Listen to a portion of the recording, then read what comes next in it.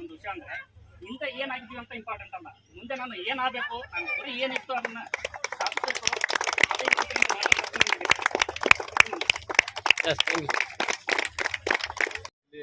ಅಲ್ಲಿ ಅವರು ನಿಂತು ಕೊಡ್ತಾ ಇರುವಂತ ಸ್ಪೀಚ್ ಅನ್ನು ನೋಡ್ತಿದ್ರೆ ನಾವು ಕೂಡ ಈ ತರ ಒಂದು ಸ್ಟೇಜ್ ಮೇಲೆ ನಿಂತು ಯಾವಾಗ ಕೊಡ್ಬೇಕಪ್ಪ, ಈ ತರ ನಾವು ನಮ್ಮ ಜನರಿಗೆ ತಿಳಿಸಿ ಅವ್ರನ್ನೇ ಸ್ಟೇಜ್ ಮೇಲೆ ಕರ್ಕೊಂಡ್ಬಂದು ಈ ತರ ಮಾಡ್ಬೋದಲ್ಲ ಅಂತೇಳಿ ಆ ಕನ್ಸರ್ನ್ ನಾನು ಅಲ್ಲೇ ಕುಂತ್ಕೊಂಡಲ್ಲಿ ನಾನೇ ಅಲ್ಲಿದ್ದೀನಿ ಏನೋ ಅನ್ಕೊಂಡು ನಾನು ತಿಳ್ಕೊಂಡಿದ್ದೀನಿ.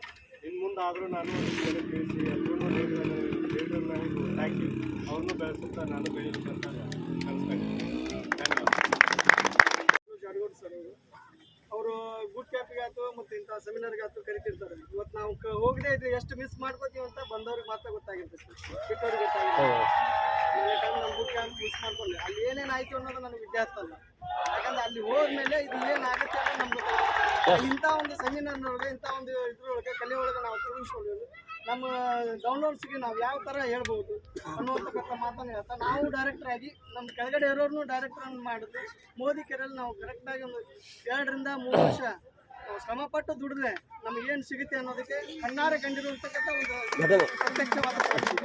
ಮತ್ತು ಇದನ್ನ ನಾವು 20 ರಿಂದ 25 ವರ್ಷ ನಾವು ಬೇರೆ ಒಂದು ಸ್ವಯಂ ಉದ್ಯೋಗ ಪ್ರತಿಯೊಬ್ಬರಿಗೂ ಒಂದೊಂದು ಉದ್ಯೋಗ ಇರುತ್ತೆ, ಆ ಕೆಲಸ ಮಾಡ್ತಾನೆ ಯಾವುದು ಕನಿಷ್ಠ ಕಂಡಿಲ್ಲ. 2 ರಿಂದ 3 ವರ್ಷ ಕಂಡಿರೋದು ಕಣ್ಣಾರೆ ಕಂಡಿರೋತಕ್ಕಂಥ ಸಾಕ್ಷಿ ಇದು. ಇಂಥ ಒಂದು ಸಾಕ್ಷಿಗೆ ನಾವು ಬಂದಿದ್ದೀವಿ ಅಂದರೆ ನಮ್ಮಂಥ ಪುಣ್ಯಕ್ಕೆ ಬೇರೆ ಯಾರು.